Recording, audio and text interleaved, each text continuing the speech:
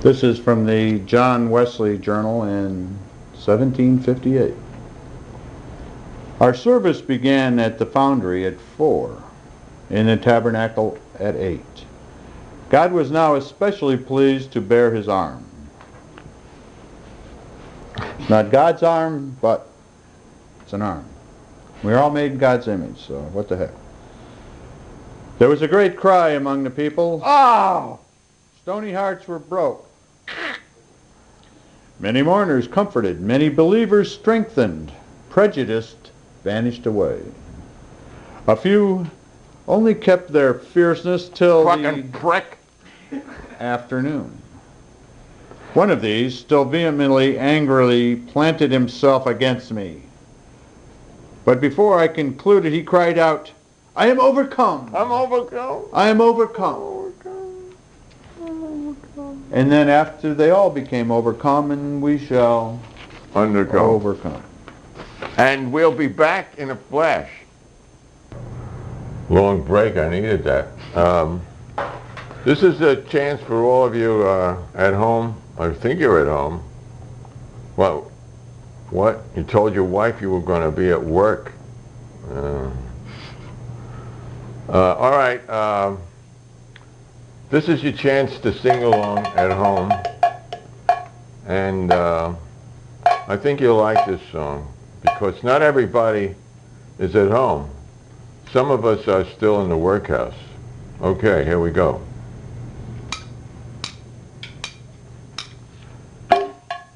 It was Christmas in the workhouse, happiest day of all the year. And the pauper was contented, for their gut was full of beer. The master of the workhouse strode through the dismal hall and cried, a Merry Christmas! The paupers answered, balls! And cried, a Merry Christmas! But the paupers answered, balls! Balls? Second verse. Second verse.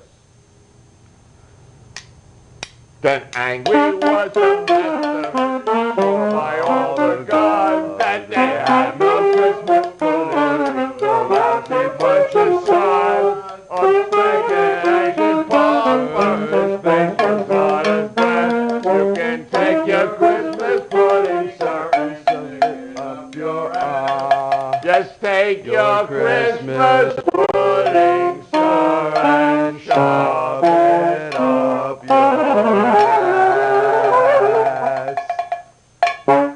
We'll be back after a whipping and stopping.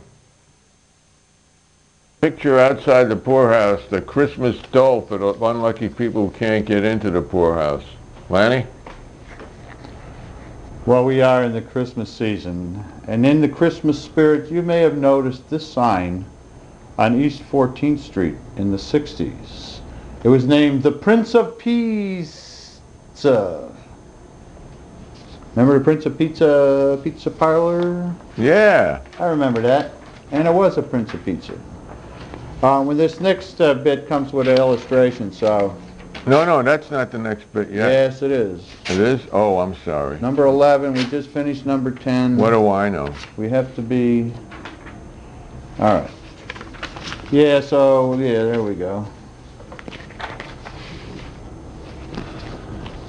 Now, this is from our old buddy Cotton Maher, whose sermon on December 25th in 1712 went something like this.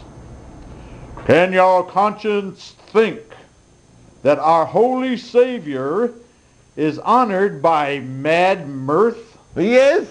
By long eating? By hard drinking? By lewd gaming? And by rude reveling? Rude and lewd at the same time. By a mass fit for none but a Saturn? Nuns or too. A Bacchus? Jesus Christ. Yeah, nuns go for Saturnalia too. They're screwed up. You cannot possibly think so. If you will yet to go on and will do such things, I forewarn you, the burning of wrath of God will break a forth among you. Ooh, Cotton I'm so Mather. scared. Ooh. 1712. Ooh, scary. All right, now for a little song poem. You'll remember this. I learned this at Brooklyn College before you were born, and I've never seen the words quite like this. I like this version.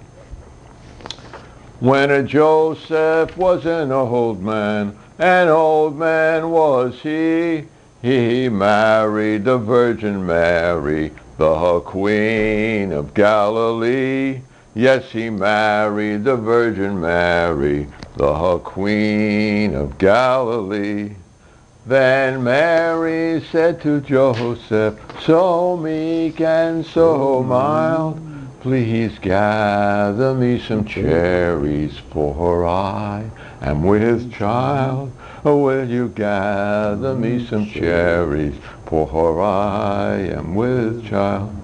Then Joseph grew in anger grew he. Let the father of the baby get some cherries for thee. Let the father of the baby get a cherries for thee. Then the cherry tree bowed low down. It bowed to the ground. And Mary had some cherries while Joseph stood around. And Mary had some cherries while Joseph stood around. Oh, that was Mary. I thought, she still had her cherry. Wow. You remember You could Yorkshire? have your cherry and eat it too. That's right. She could have her cherry and eat it too. Those were the days. This is a Yorkshire children's baking song. I wish you a Merry Christmas and a Happy New Year. A hole in my stocking, a hole in my shoe. Please can you spare a copper or two? If you haven't a penny, a halfpenny will do. And if you haven't a halfpenny, well, God bless you. Hey, I think it's your turn now. Oh, yeah. Oh, now is the time for your loving dear, and the time for your company. Now when the light of reason fails and fires burn on the sea. That was Richard Farina's song of the blessed memory. And Lanny, way down south. Yep. Yeah, this is from Paul Lawrence Dunbar, and it was written in vernacular. It's called The Little Christmas Basket. What's the use of telling children about Santy or a Nick, and the stories that a body allus told? When the hearth is gray with ashes, and you hasn't got a stick for to warm them, and the little toes is cold. What's the use of preaching religion to a man that's starved to death, and a telling them the Massa will provide? If you want to teach his feelings, save your sermons and your breath. Take a little Christmas basket by your side.